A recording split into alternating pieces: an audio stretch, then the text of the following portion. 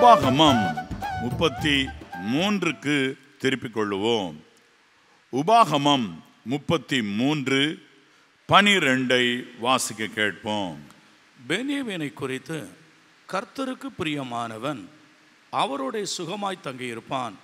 அவனை எந்நாளும் அவர் காப்பாற்றி அவன் எல்லைகளுக்குள்ளே வாசமாயிருப்பார் என்றான். பென்யமீனை குறித்து மோசே சொன்ன ஆசீர்வாதம், அதாவது தேவ சன்னிதானத்திலே வைத்து சொல்லுகிற ஆசீர்வாதம், தேவன் தாமே கொடுக்கிற ஆசீர்வாதமாய் அது அங்கீகரிக்கப்பட்டதாய் இருக்கும். தேவ சந்நிதியில் ஒரு ஆசாரியன் அல்லது ஒரு ஊழியன் சொல்லுகிற ஆசீர்வாதம் தன்னை தேவன் ஆசீர்வதிக்கிறார். தம்முடைய ஊழியக்காருடைய வார்த்தையை நிலைப்படுத்துகிறார். that means it will come to pass. அதாவது நிலைப்படுத்துகிறார் என்றால் அது நிறைவேறும். அந்த விதமாக வேதம் சொல்லுகிறது. உபாகம் 33:1 தேவனுடைய மனுஷனாகிய மோசே அவர் இஸ்ரவேல் புத்திரரை ஆசீர்வதித்த ஆசீர்வாதமாவது என்ன சொல்லுகிறார்? கர்த்தர் சீயோனிலிருந்து எழுந்தருளி சேயீரிலிருந்து அவர்களுக்கு உதயமானார். பாரான் மலையிலிருந்து பிரகாசித்து 10,000 பரிசுத்தவான்களோடே பிரசன்னமானார். அவர்களுக்காக அக்கினிமயமான பிரமாணம் அவருடைய வலது கரத்திலிருந்து புறப்பட்டது. ஒருவேளை இது முன்னமே கர்த்தர் செய்த கிரியைகள், சீனாயில் எழுந்தருளினதை சொல்லியிருக்கலாம் என்று எண்ணலாம். என்றாலும் ஒருவேளை இவ்விதமே ஆசீர்வதிப்பதற்கு முன்பதாக தேவ சமூகத்தில் காத்திருந்த பொழுது மோசே பெற்ற வெளிப்பாடாக கூட இது இருக்கலாம். ஏனென்றால் 5ஆம் வசனத்தை பாருங்கள். ஜனங்களின் தலைவரும் இஸ்ரவேலின் கோத்திரங்களும் கூட்டம் கூடின போது அவர் யெஷூரனுக்கு ராஜாவாயிருந்தார். யெஷூரன் என்று இஸ்ரவேலை குறித்து சொல்லி அங்கு வேதம் சொல்லுகிறது, இஸ்ரவேல் ஜனங்களுக்கு கர்த்தர் ராஜாவாக இருந்தார், தேவன் ராஜாவாக இருந்தார். என் அன்பு தேவனுடைய பிள்ளைகளே, கர்த்தர் ராஜரீகம் பண்ணுகிறார் என்றால் நம்மேல் அவர் ராஜாவாக இருக்கிறார். ஆம், ஆளுகிறவராக இருக்கிறார். அப்படி அவருடைய சந்நிதியில் சொல்லப்பட்ட பென்யமீனுக்குரிய இந்த ஆசீர்வாதத்தையே இந்த நாளில் பென்யமீனுக்குரிய ஆசீர்வாதம் உங்களுக்கு உண்டாவதாக என்று கர்த்தர் உரைக்கிறார். கர்த்தர் தம்முடைய வாயினால் உரைத்ததை கேட்டு உங்களுக்கு நான் என் நாவினால் சொல்லுகிறேன். பென்யமீனின் ஆசீர்வாதம் இந்த மாதத்திற்கு, இந்த மாதத்திலே இருக்கிற தேவ பிள்ளைகளாகிய நமக்கு, அதாவது ஆசீர்வாதம் டிவி நேயர்களுக்கு, யூடியூப் அன்பர்களுக்கும் இந்த ஆசீர்வாதம் உண்டாகிறது. பென்யமீனின் ஆசீர்வாதம் உங்களுக்கு உண்டாவதாக. இது மிகவும் பெரியதொரு ஆசீர்வாதம். பென்யமீனை குறித்து 12ஆம் வசனத்தில் சொல்லப்படுகிறதை திரும்பவுமாய் படிக்க கேட்போம். பென்யமீனை குறித்து கர்த்தருக்கு பிரியமானவன். கர்த்தருக்கு பென்யமீன் பிரியமானவன். பென்யமீன் விசேஷ விதமாக அவருடைய தகப்பனுக்கு பிரியமானவன். ஆனால் மோசே பல காலம் கழிச்சு சொல்றாரு, பென்யமீன் கர்த்தருக்கு பிரியமானவன். படிங்க. அவரோடைய சுகமாய் தங்கியிருப்பான். அவரோட சுகமாய் சமாதானத்தோடு தங்கியிருப்பான். எவ்வளவு ஒரு அருமையான பாக்கியம். அவனை எந்நாளும் அவர் காப்பாற்றி அவன் எல்லைகளுக்குள்ளே வாசமாயிருப்பார் என்றான். பென்யமீனை குறித்து யாக்கோபு ஆசீர்வாதம் கூறும் பொழுது ஆதியாகமம் 49:27 அவர் சொல்லுகிறார், பென்யமீன் பீறுகிற ஓநாய், அதாவது அவன் இரையை காலையில் தன் இரையை பட்சிப்பான். அவர் என்ன சொல்றாருன்னா, அவன் தன் இரையை பார்த்துட்டா அடைந்திருவான், அவன் பட்சிப்பான், மாலையில் தான் கொள்ளையிட்டதை பங்கிடுவான் அப்படின்னு சொல்லி பென்யமீனை குறித்து சொல்லுகிறார்.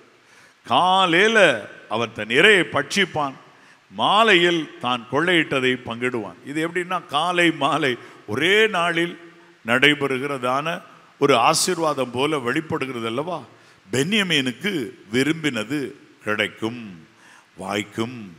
பென்யமீன் அவன் கொள்ளையிடும்படி புறப்பட்டால் கட்டாயம் அகப்படும் கொள்ளை மாலையிலே கொள்ளையை பங்கிடுவான். அவனுக்கு கொள்ளை பொருள்கள் கிடைக்கும். அவன் வேட்டையாடினது போல அவன் இரையை பட்சிக்கிறவனாக தனக்கு தேவையான இரையை பட்சித்து எடுத்துக்கொள்ளுவான். அது மட்டுமல்ல, அவனுக்கு கொள்ளை பொருள் கிடைக்கும்.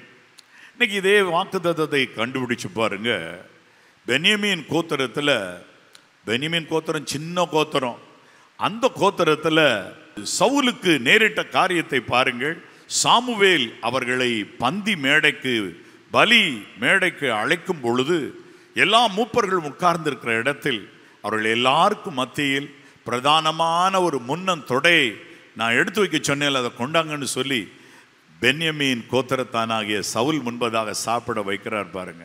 இறை காலையிலே அவன் பட்சிப்பான், கிடைக்கும்.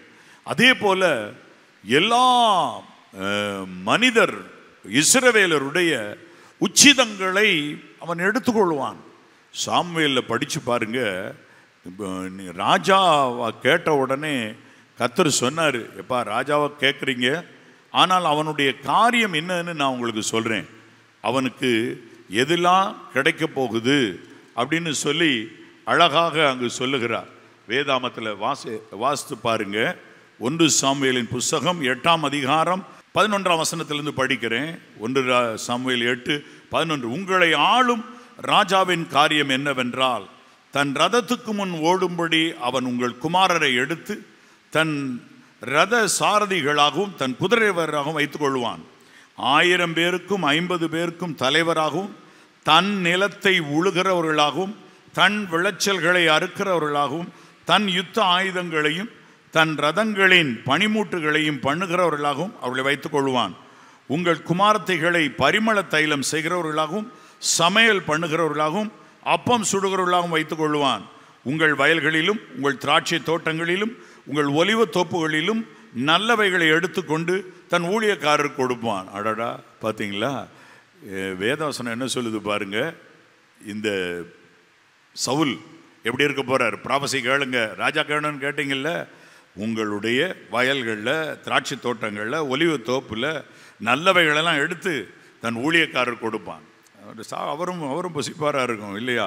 வேதத்தில் அடுத்து பாருங்க. உங்கள் தானியத்திலும் உங்கள் திராட்சை பலனிலும் தசமபாகம் வாங்கி தன் பிரதானிகளுக்கும் தன் சேவர்களுக்கும் கொடுப்பான். உங்கள் வேலைக்காரையும் உங்கள் வேலைக்காரிகளையும் உங்களில் திறமையான வாலிபரையும் உங்கள் கழுதைகளையும் எடுத்து தன்னுடைய வேலைக்கு வைத்துக் கொள்ளுவான். இந்த விதமா அவன் கொள்ளையிடுவான் பாருங்க. உங்களை பரவாயில்லையான்னு கேட்டாங்க. அப்போ உடனே ஜனங்கள் என்ன சொன்னார்கள்? அப்படி அல்ல, எங்களுக்கு ஒரு ராஜா இருக்கத்தான் வேண்டும். 19ஆம் வசனத்தில் சொல்றாங்க பாருங்க. 1 சாமுவேல் 8:19. ஆமா, அவர் முதல்ல சொல்றார் ப்ராபசி இப்படி தான் நடக்க போகுது. இந்த ப்ராபசி இந்த விதமா நடக்கிறது. பென்யமீனை குறித்து அவங்க தகப்பன் சொன்னார்ல, அவன் கொள்ளை பொருளை மாலையில் பங்கிடுவான். அதே மாதிரி இஸ்ரவேலிலே முதலாக ஒரு ராஜா பென்யமீன் கோத்திரத்தில் இருந்து வந்து அழகாக அவர்களை ஆளுகை செய்யவும் உச்சிதங்களை எடுத்துக்கொள்ளவும் கர்த்தர் வைக்கிறார். கர்த்தருடைய சமூகத்திலே மோசே சொன்ன ஆசீர்வாதம் பலித்தது. அன்னைக்கு மட்டும் பலிக்கல, பின் நாட்கள்ல புதிய ஏற்பாட்டிலையும் ஒரு சவுல் வந்தார். அவர் போல யார் இருந்தாங்க சொல்லுங்க? எத்தனை கடிதங்களை தேவ பிள்ளைகளுக்கு எழுதினார், நிருபங்கள் எழுதினார். எவ்வளவு அருமையான பகுதிகளை ஆக்கியோனாய் பரிசுத்த வேதாமத்தில் எழுதினவராய் மாறுகிறார். அவரை பார்க்கும் பொழுது அருமையானதொரு ஓட்டம். அவருடைய கச்சைகளை கொண்டு போய் போட்டா, கர்ச்சீஃப் கொண்டு போய் போட்டா பிசாசு ஓடுது, நோய் சுகமாகுது. என்ன ஒரு பாக்கியம்! அவருக்கு ஒரு கொள்ளை. அவர் சொல்றாரு, என் தேவன். அவர் தேவனை என்ன சொல்றாரு? My God, he is my God. உங்களுக்கெல்லாம் சொந்தத்துக்கு முன்னாடி எனக்கு சொந்தமாயிட்டாரு. என் தேவன் தம்முடைய ஐஸ்வர்யத்தின்படி உங்கள் குறைவுகளை எல்லாம் கிறிஸ்து இயேசுக்குள் மகிமையில் நிறைவாக்குவார். அவர் பாருங்க, கொள்ளையிட்டு வச்சுக்கிட்டாரு தனக்குன்னு. என் தேவன் அப்படின்னு தேவனை கொள்ளையிட்டு வைத்து கொண்டு அவர் சொல்றாரு, என் தேவன் உங்கள் குறைவெல்லாம் நிறைவாக்குவார். எவ்வளோ ஒரு பார்த்தீங்களா, அவர் தேவன் சொன்னால், அவங்க அப்பா சொன்னார், தகப்பன் ஆசீர்வதிச்ச ஆசீர்வாதம் அந்த ஆசீர்வாதம் படியே வருது பார்த்தீங்களா. என் அன்பு தேவனுடைய பிள்ளைகளே, அதே போல மோசே சொல்லுகிறதை கவனியுங்கள். உபாகமம் 33:12 பென்யமீனை குறித்து, அவன் கர்த்தருக்கு பிரியமானவன். கர்த்தருக்கு பிரியமானவன், கர்த்தருக்கு ரொம்ப பிடிக்கும். ஏன்? யாக்கோபுக்கு ரொம்ப பிடிக்குமுங்க. அதோடு அதனால தான் இல்லை, கர்த்தருக்கு பிடிக்கும். உங்க பெற்றோருக்கு பிடிக்கிறதுன்றதை விட கர்த்தருக்கு உங்களை ரொம்ப பிடிக்குதுன்னு புரிஞ்சுக்கிடுங்க. நீங்கள் கர்த்தருக்கு பிரியமானவர்கள். ஏற்றுக்கொள்ளுகிறவர்கள் மாத்திரம் வலது கரத்தை உயர்த்தி ஆமென் சொல்லுங்க. நல்லா திரும்பவும் சொல்லுங்க, ஆமென். நீ கர்த்தருக்கு பிரியமானவன். சிலர் மேல ஆண்டவர் தீர்ப்புகளை போட்டா கூட என் மனம் குழம்புகிறது அப்படின்னு சொல்லி ஆண்டவர் சொல்லுகிறார். அடடா, ஏன் இப்படி செஞ்சேன் தெரியலையே அப்படின்னு சொல்லி வேதனைப்படுறார். ஏன்? மனுஷர் மேல விசேஷமா தேவ பிள்ளைகளே, பென்யமீனின் ஆசீர்வாதத்தை இன்று பெறுகிற உங்க மேல ரொம்ப பிரியமா இருக்கிறார். வேதாமத்தில் பாருங்க, ஆதியாகமம் 4ஆம் அதிகாரத்தில் காயினையும் அவனுடைய காணிக்கையும் கர்த்தர் அங்கீகரிக்கல. ஆனா அவனை பின்னாடியே ஓடி ஓடி தயவு பண்ணுகிற ஒரு தகப்பன் போல கர்த்தர் வெளிப்படுறதை கண்டுபிடிங்க. முதல்ல என்ன செய்யறாரு பாருங்க, வேதத்தில் எழுதியிருக்கிறது. இதோ 7ஆம் வசனம், அவன் ஆசை உன்னை பற்றி இருக்கும், நீ அவனை ஆண்டு கொள்வாய். காயினுக்கு ஆபேல் மேல ஆளுகை தருகிறார். என்ன தருகிறார்? அவன் ஆசை உன்னை பற்றி இருக்கும். அவன் உன்னை தான் சுற்றி சுற்றி வருவான். அதே மாதிரி தான் பாருங்க, வயல் வெளியிலையும் சுற்றிக்கிட்டே வந்தான், அடிபட்டு செத்து போயிட்டான். ஆசை உன்னை பற்றி இருக்கும், நீ அவனை ஆண்டு கொள்வாய். ஆக்சுவலாக இப்போ அவன் காணிக்கை நான் அங்கீகரித்தேன், ஆனால் உன்னைய வந்து அவனுக்கு மேல் அதிகாரியாக வைக்கிறேன், இதான் அர்த்தம். அப்போ அதிகாரத்துவம் எங்கே கொடுத்துக்கிட்டு இருக்காரு? தப்பு செஞ்சவன்கிட்ட போய் கொடுத்துருக்கிறாரு. ஏன்? மனுஷர் எல்லாரும் பாழாகக்கூடாதுன்னு நினைக்காரு. அதனால காயின் ஆபேலை கொன்ற உடனே இப்பொழுது கர்த்தருடைய சமூகத்தை விட்டு ஓடி பாருங்க, 16ஆம் வசனம், காயின் கர்த்தருடைய சந்நிதியை விட்டு புறப்பட்டு ஏதேனுக்கு கிழக்கான நோத் என்னும் தேசத்தில் குடியிருந்தான். கர்த்தருடைய பிரசன்னம் நிறைஞ்சி இருந்த எல்லையை விட்டு ஓடுறாரு காயின். ஆனால் அந்த காயினுக்கு எப்படி இறங்குறாரு பார்க்குறீங்களா? 15ஆம் வசனம், 14ஆம் வசனத்தில் காயின் சொல்கிறான், என்னை கண்டுபிடிக்கிறவன் எவனும் என்னை கொன்று போடுவானே. ஆபேலை கொன்றுவன் தானே இவன் அடித்து கொன்றுவாங்க ஜனம்லாம் பெருகும் போது அப்படின்னு சொல்லி அவர் கெஞ்சுறாரு. அப்போ கர்த்தர் சொல்கிறாரு, அப்பொழுது கர்த்தர் அவனை நோக்கி, காயினை கொல்லுகிற எவன் மேலும் 7 பழி சுமரும் என்று சொல்லி, காயினை கண்டுபிடிக்கிறவன் எவனும் அவனை கொன்று போடாதபடிக்கு கர்த்தர் அவன் மேல் ஒரு அடையாளத்தை போட்டார். 2 காரியம். ஒன்று, காயினை கொன்னா ஆபேலை கொன்னதை விட 7 பழி சுமரும். இவனை நான் முக்கியமாக நினைக்கிறேன். என்ன இருக்கு? கொலைகாரன். ஆனா மனுஷர் மேல தேவனுக்கு தான் எவ்வளவு பிரியம். கெஞ்சின உடனே பதில பார்த்தீங்களா? எப்பா, காயினை கொண்டா 7 பழி, ஆபேலை கொன்றதை விட 7 பழி சுமரும், நான் ரொம்ப ஸ்ட்ரிக்டாக்கணும் கர்த்தர் கர்ஜிக்கிறார். அப்போ யாரும் காயினை பார்த்தா விலகி ஓடுறாங்க. இது எவ்வளவு முக்கியமாக உலகத்துக்கு எல்லாத்துக்கும் தெரிஞ்சிருக்கு பாருங்க. இன்னொருவன் இருந்தான், அவனுடைய பேர் லாமேக்கு. 23ஆம் வசனம், ஆதியாகமம் 4:23. லாமேக்கு தன் மனைவிகளை பார்த்து 2 ஒய்ஃப் உடையவராக இருக்கார். ஆதாளே சில்லாளே, நான் சொல்வதை கேளுங்கள். லாமேக்கின் மனைவிகளே, என் சத்தத்துக்கு செவி கொடுங்கள். எனக்கு காயமுண்டாக ஒரு மனுஷனை கொன்றேன், எனக்கு தழும்புண்டாக ஒரு வாலிபனை கொலை செய்தேன். இவர் பாருங்க, இவர் ஒரு கொலை பண்ணி போட்டார் லாமேக். அவர் கொல்லும்போது இவருக்கு தழும்பு உண்டாயிற்று. அவன் வாலிபன் சாகிற நேரத்தில் இவரை அடிச்சிருக்கிறான், ஒருவேளை எதையோ ஆயுதத்தை பயன்படுத்தி இருக்கான், இவருக்கு தழும்பு விழுந்திருக்கு. தழும்புண்டாக ஒரு வாலிபனை கொலை செய்தேன். இவர் கர்த்தர்கிட்ட கேட்டு பெற்றுக்கொண்டாரோ இல்லையோ சொல்றாரு பாருங்க, காயினுக்கு 7 பழி சுமருமானால் லாமேக்கு 77 பழி சுமரும் என்றான். அப்ப இவர் அந்த காயினுக்கு 7 பழி சுமருன்றது ஊருக்குள்ளே எவ்வளவு ஜனத்தொகை பெருகி ஆதாமின் புத்திரர் பெருகிறப்ப நின்றுக்கிட்டு இருக்கு பார்த்தீங்களான்னு காண்பிக்கிறேன். ரெண்டாவது அவன் சொல்கிறான், கர்த்தருடைய சமூகத்தில் ஏதோ ஒரு உரிமையான எண்ணம் அவனுக்குள்ளே உண்டாகுது. அதனால தான் அவன் சொல்கிறான், காயினை கொன்றா 7 பலின்னா என்ன யாரும் கொன்றாதீங்க, எப்படியோ ஒரு சண்டை தெரியாமல் வந்து நடந்து போச்சு அப்படின்றது தான் அதனுடைய அர்த்தமாக இருக்கணுமா இருக்கலாம், அல்லாட்டா தெரிஞ்சு செஞ்சுருக்கலாமா இருக்கலாம். ஆனால் இன்றைக்கு கர்த்தரிடத்தில் இரக்கம் பெற்றானோ என்னவோ அவன் சொல்கிறான், என்ன கொன்னா 77 பலி சுமரும் பார்த்துக்கிடுங்க அப்படின்னு சொல்கிறான்.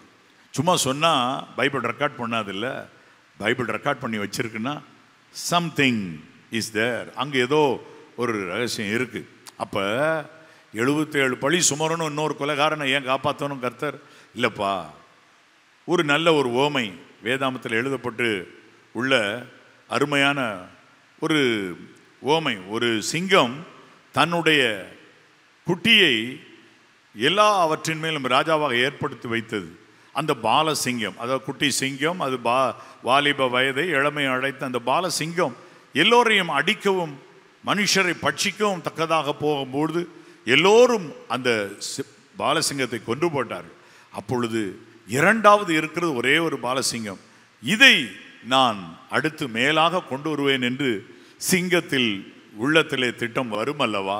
என் அன்பு தேவனுடைய பிள்ளைகளை, அதை போல போயிடுச்சு. ஆபேல் தான் போயிட்டான், சரி காயின் இருக்கான், இவனுக்கு என்ன செய்யணும், இவனை எப்படியாவது நல்லா வாழ வைக்கணும், குடும்பம் எல்லாம் பெருகணும், என்ன செய்யலாம் அப்படின்னா கர்த்தர் உடனே ஒரு தீர்மானம் பண்ணுறார், இவனை யாரும் கொல்லக்கூடாது, இவனை கொன்னா 7 பழி. அப்படின்னா மனுஷரை கொலை செய்தால் பழி ஏறினால் பின்பு பழி கர்த்தரால் வாங்கப்படும். வாங்குவார், கர்த்தர் வாங்குவார். பட்டயத்தை எடுக்கிறவன் எவனும் பட்டயத்தால் மடிவான்.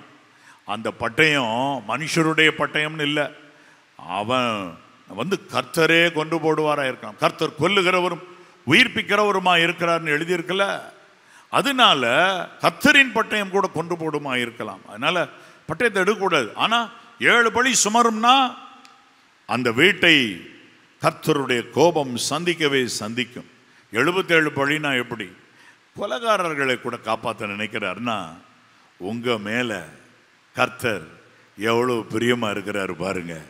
நீங்கள் யாரை போய் கொண்டீங்க, யாரை போய் சண்டை போட்டீங்க, உங்களை திட்டுனா கூட வாங்கிக்கிறீங்க. காரி உங்கள் முகத்தில் துப்பினவர்களையும் நீங்கள் சமாதானமாக பார்த்து அறியாமல் செய்தாங்கன்னு சொல்கிறவங்களா நீங்கள் இருக்கீங்களே. அப்படிப்பட்டவர்கள் உங்களுக்குள் இருக்கிறதை நான் கேள்விப்பட்டிருக்கிறேன், எனக்கே அது ஆச்சரியமாக இருக்கிறது. ஆம், என் அன்பு தேவனுடைய பிள்ளைகளே, அப்படிப்பட்ட உங்கள் மேலே கர்த்தர் பிரியமாக இருக்கிறார். பென்யமீனை குறித்து கர்த்தருடைய வார்த்தை என்ன? கர்த்தருக்கு பிரியமானவன். கர்த்தருக்கு பிரியமானவன்றது ரொம்ப அருமையான ஒரு ஸ்டேட்டஸ். நீங்கள் உங்கள் ஸ்டேட்டஸில் போடுங்க, வாட்ஸ்அப் ஸ்டேட்டஸில் வைங்க, நான் கர்த்தருக்கு பிரியமானவன். ஆமேன் சொல்லுங்க, ஆமேன். ஆமாம், கர்த்தருக்கு பிரியமானவன். கர்த்தருக்கு என்னைய பிடிக்குது, கர்த்தருக்கு என்ன பிடிச்சு போச்சு, அடடா. அதனால அவர் என்ன செய்வாராம், அவன் அவரோட சுகமாய் தங்கியிருப்பான். கூடாரம் கர்த்தரோடு கூட அவருடைய கூடாரத்தில் இருக்கிறது எப்படி? இயேசுவை யோவானுடைய சீடர்கள் பின்னே போய்கொண்டே வந்தார்கள்.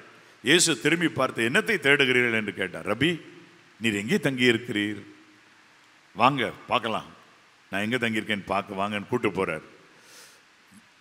இயேசுவோடு, மீட்பரும் ரட்சகருமாகிய இயேசுவோடு வீட்டில் தங்கி இருக்கிறதுனா எவ்வளோ சந்தோஷமா இருக்கு, யோசிச்சு பாருங்க.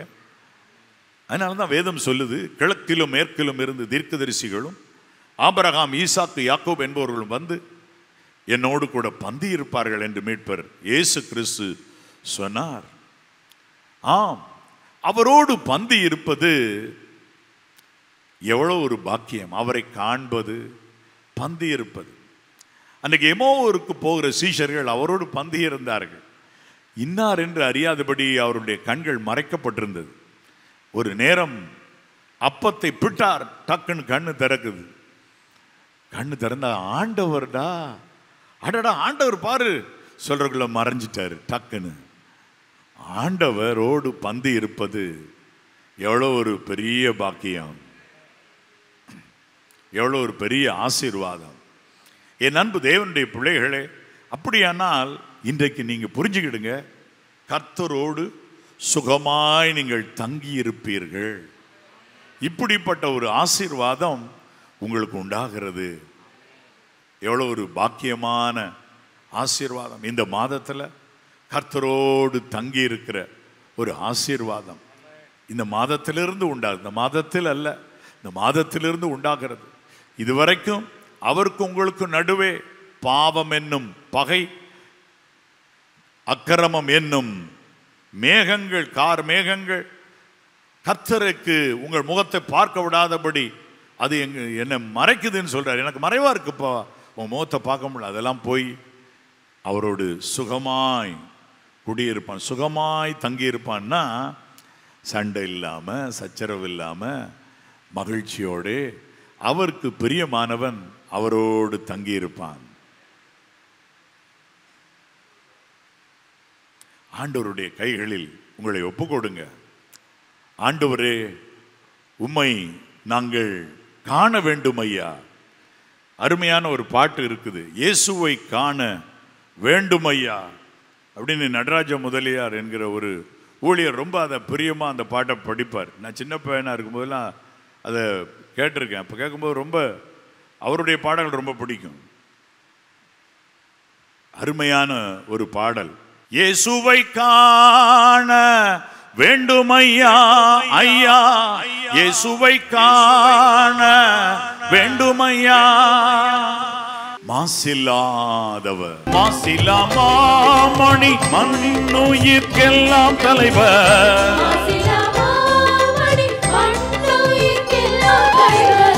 இயேசுவை காண வேண்டும் ஐயா, ஐயா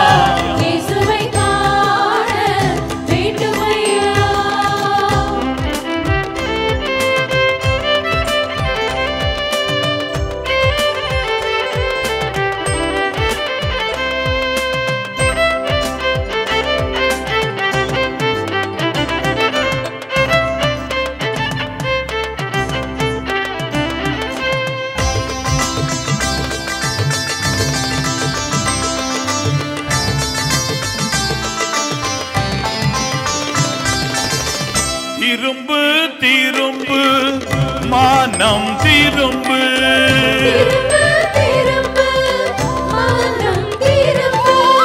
வருந்தி அழைக்கும் நல்லன்பன் இயேசு,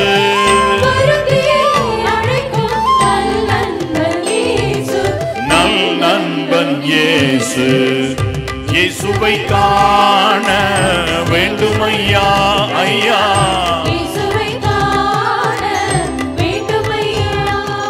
இயேசுவை பற்றி அவருடைய சீடரிடத்தில் ஒரு செட் ஆஃப் பீப்புள் வந்து கேட்டாங்க, ஐயா நாங்கள் இயேசுவை காண வேண்டும், வாங்க இயேசுவை பார்க்கலாம், நாங்கள் அதுக்கு ஏதாவது காணிக்கை செலுத்தணுமா? No free come. அப்படியா, அவரை நாங்கள் பார்க்கணும், மீட் பண்ணணும், எங்கே அவரை கண்டு சந்திக்கலாம் என்று பக்தன் இன்னொரு இடத்துல சொல்றார். நான் கர்த்தரை எங்கே கண்டு சந்திக்கலாம்?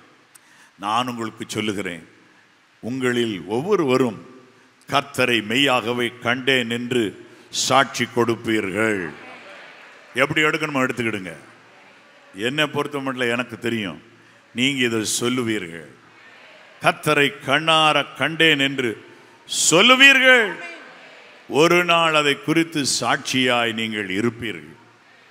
என் அன்பு தேவனுடைய பிள்ளைகளே, நான் வாலிபனாய் இருந்த பொழுது ஒரு நாள் எனக்கு ஒரு தீர்க்க தரிசனம் வந்தது. நான் இயேசுவை கண்டேன் என்று நீ எல்லோருக்கும் சாட்சி சொல்லுவாய் என்று கடந்து வந்தது. அதுபோல இன்னைக்கு உங்களுக்கு சொல்லுகிறேன், ஆம் நீங்கள் அந்த பாக்கியத்தை உடையவர்களாய் இருப்பீர்கள்.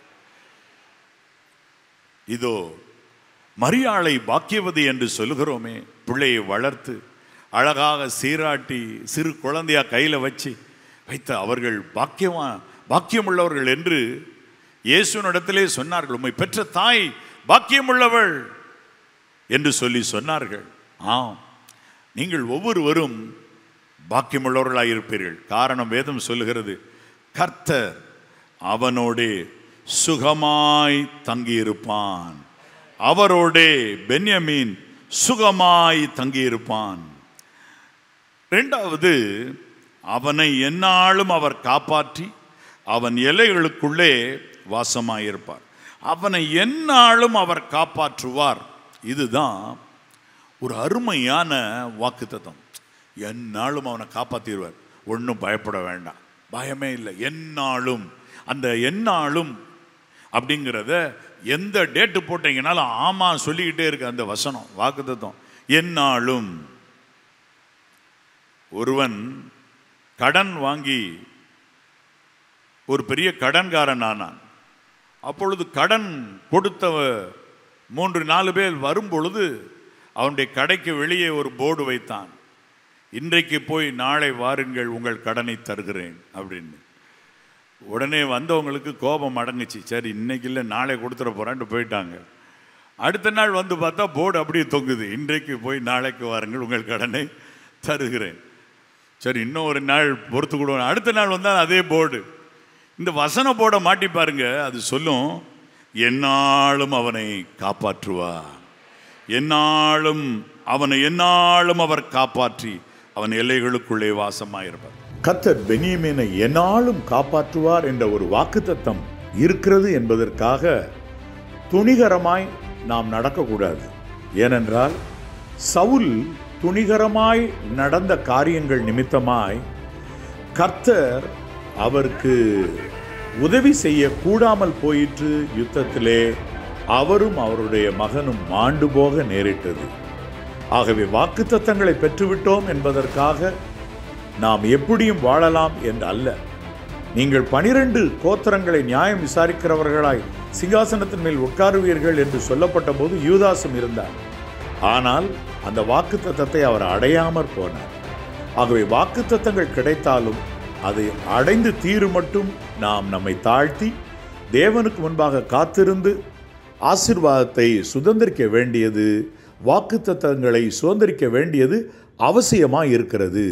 இவரை பாருங்க, புதிய ஏற்பாட்டு சவுல் பிரசங்கம் பண்ண எழுந்திருச்சா இவ்வளவு பேருடைய ரத்தம் சிந்தப்பட்டதுனால பிசாசு அவரை சிங்கம் போல எதிர்த்தான், பயங்கரமான வல்லமையோடு எதிர்த்தான். முதல் தடவை பிரசங்கம் பண்ணும்போது கர்த்தரோ எனக்கு உறுதுணையா இருந்தார், சிங்கத்தின் வாயிலிருந்தும் ரட்சிக்கப்பட்டேன்.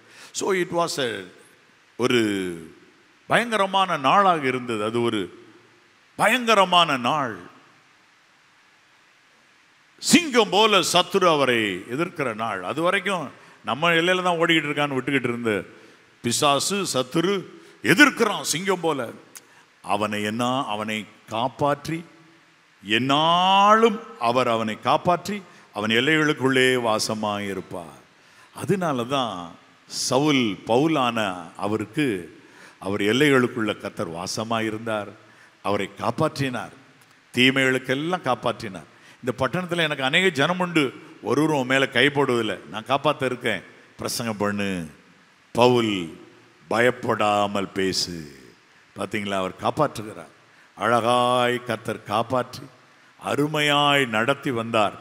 பென்யமீன் கோத்திரத்திலே இருந்த சவுல் பவுலான அவரையும் கர்த்தர் காப்பாற்றி அவரை குறித்து பிதாவின் இடத்தில் இருந்த திட்டம் நிறைவேறி முடிந்ததை பரிசுத்த ஆவியானவர் வெளிப்படுத்துகிறார்.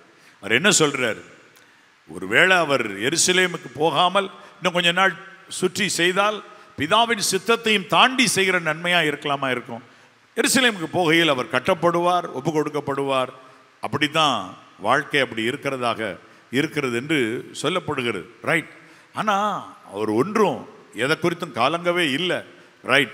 ஆனால் கடைசி அவர் சொல்லும்போது சொல்லுகிறார், நல்ல போராட்டத்தை போராடினேன், ஓட்டத்தை முடித்தேன், என்னுடைய ரேஸ், எனக்குன்னு வச்சிருந்த ரேஸ் நல்லா ஓடி முடிச்சிட்டேன், ஓட்டத்தை முடித்தேன், எனக்குரிய திட்டம் நிறைவேற்றி முடித்தேன். எலியாட்ட கர்த்தர் 3 திட்டங்கள் எல்லாம் கொடுத்தார், இது பண்ணுன்னு சொல்லி. என்றாலும் எலியா விட்டதை எலிசா அவருடைய எல்லையில் வைத்து அவருக்கு கீழிருக்கிறவர்களை கொண்டு அழகாய் அவர் நிறைவேற்றி முடிப்பதற்கு முனைந்து நின்றார். அதை போல அவங்களெல்லாம் கூட கொஞ்சம் விட்டுருக்கலாம், ஆனால் இவர் ஓட்டத்தை அழகா ஓடி முடிச்சிட்டார். இது முதற்கொண்டு நீதியின் கிரீடம். நீதியின் கிரீடம் எனக்கா வைக்கப்பட்டிருக்குன்னா ரைச்சஸா, நீதியா. அவர் தராசு எடுத்து பார்த்தா சவுலா இருந்து பவுலா மாறினவர் பர்ஃபெக்டா நான் எதிர்பார்த்த ஓட்டத்தை ஓடி முடிச்சிட்டார். ஆகவே அவருக்கு நீதியின் கிரீடம் வைக்கப்பட்டிருக்கிறது. எழுந்து நிற்போமா? உங்களை என்னாலும் காப்பார், பயப்படாதீங்க, குறி கேட்க திரும்பாதீங்க. இதோ எந்த ஒரு அந்நிய காரியங்களிலும் கை வைக்காதீங்க, கர்த்தரை பற்றி கொள்ளுங்க. உங்களுக்கு வாக்கு கொடுக்கிறார், பென்யமீனுக்குரிய ஆசீர்வாதம் உனக்கு உண்டு, நீ எனக்கு பிரியமானவன், நீ எனக்கு பிரியமானவள் என்று ஆண்டவர் அருமையாக நம்மை குறித்து சொல்லுகிறாரே. ஆகவே கர்த்தரை மனதார ஸ்தோத்திரம் பண்ணுங்க, ஆண்டவருக்கு நன்றி சொல்லுங்க. கர்த்தாவே உமக்கு ஸ்தோத்திரம் என்று வாய் திறந்து எல்லாரும் சொல்லுவீர்களா? ஆண்டவருக்கு நன்றி சொல்லுங்க. நீ எனக்கு பிரியமானவன் அவர் சொல்லி இருக்கிறாரு. ஆகவே பயப்படாதீங்க. கர்த்தர் என்னை வெறுப்பாரோ, என்னுடைய பழைய பாவ வாழ்க்கையை நினைப்பாரோ, அப்படிலாம் நீங்க சொல்லி கொண்டிருக்காதீங்க. கர்த்தரின் பார்வையில் விசேஷமானவன், நீ என் பார்வைக்கு அருமையானபடியால் கனம் பெற்றாய் என்று ஏசாயா 43 முதல் 4 வசனத்தில் சொல்றாரு. என் பார்வையில் நீ விசேஷமானவன், கர்த்தரின் பார்வையில் விசேஷமானவன், கர்த்தரின் பார்வையில் விசேஷமானவள் ஆனதால் கர்த்தர் உன்மேல் பிரியமாயிருக்கிறார், ஆனதால் கர்த்தர் உன்மேல் பிரியமாயிருக்கிறார். மகனே மகளே, அன்பு மகனே மகளே, மகனே மகளே, அன்பு மகனே மகளே, கர்த்தரின் பார்வையில் விசேஷமானவன், கர்த்தரின் விசேஷமானவள் ஆனதால் கர்த்தர் உன்மேல் பிரியமாயிருக்கிறார், ஆனதால் கர்த்தர் உன்மேல் பிரியமாயிருக்கிறார். யாக்கோபே வேர் வெற்றி பூத்து நீ குலுங்குவாய், யாக்கோபே வேர் பற்றி பூத்து நீ குலுங்குவாய், பூமியெல்லாம் கனி தந்து நிரப்பிடுவாய், பூமியெல்லாம் கனி தந்து நிரப்பிடுவார். மகனே மகளே, அன்பு மகனே மகளே, மகனே மகளே, அன்பு மகனே மகளே, தேவனின் கரத்தில் நீ ராஜமுடியாவாய், தேவனின் கரத்தில் நீ ராஜமுடியாவாய், கர்த்தரின் கரத்தில் நீ முத்திரை மோதிரம், கர்த்தரின் கரத்தில் நீ முத்திரை மோதிரம். மகனே மகளே, அன்பு மகனே மகளே, மகனே மகளே, அன்பு மகனே மகளே, கர்த்தரின் பார்வையில் விசேஷமானவன், கர்த்தரின் பார்வையில் விசேஷமானவள் ஆனதால் கர்த்தர் உன்மேல் பிரியமாயிருக்கிறார், ஆனதால் கர்த்தர் உன்மேல் பிரியமாயிருக்கிறார். மகனே மகளே, அன்பு மகனே மகளே, மகனே மகளே, அன்பு மகனே மகளே, இதோ கர்த்தர் உன்மேல் பிரியமாயிருக்கிறார். அவர் உன் எல்லைகளுக்குள் வாசமாயிருந்து உன்னை எந்நாளும் காப்பாற்றி உன்னை அழகாய் நடத்துவார். அதோடு கூட அவனை காப்பாற்றி அவன் எல்லைகளுக்குள்ளே வாசமாயிருப்பார். உன்னுடைய எல்லை என்றால் கர்த்தருக்கு பிரியம். உன் வீட்டிற்கு கர்த்தர் வந்து உன்னோடே தங்கி இருப்பதாக நீ விசுவாசி. அவர் என்னோடு கூட வாசமாயிருப்பார். என் வீடு அவருக்கு பிடிக்கும், என்னுடைய எல்லைகள் அவருக்கு பிடிக்கும். இதோ உன்னுடைய பாளையத்துக்குள்ளே அசுசி காணப்படாதபடி எச்சரிக்கையாயிரு. கர்த்தர் உன் நடுவே உலாவிக் கொண்டிருக்கிறார். அவர் எப்படி வாசமாயிருக்கிறார்? உன் எல்லைகளுக்குள்ளே கர்த்தர் உலாவுவதை உன் கண்கள் காணும். அவர் உலாவி வருகிறதை உன் கண்கள் பார்க்கும். ஓ ஹல்லேலூயா, கர்த்தரை மகிமைப்படுத்துங்க. ஆமென்.